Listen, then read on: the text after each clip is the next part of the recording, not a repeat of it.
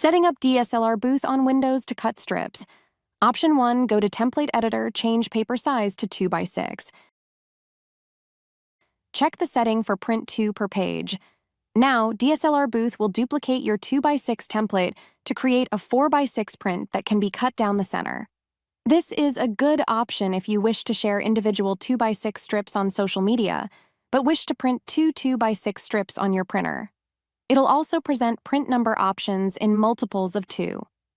Option 2.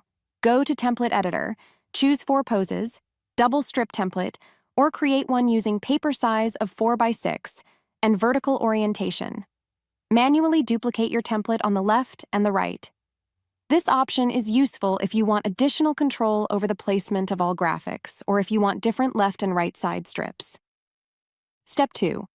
If you have a professional die subprinter that supports cutting, go to Settings, Printing, Configure Printer, Preferences, Advanced, and turn on the 2x6 cutting option for your specific printer.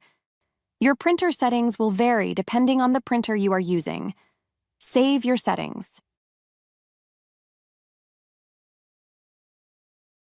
Thanks for watching, and if you like more of these tips, please subscribe.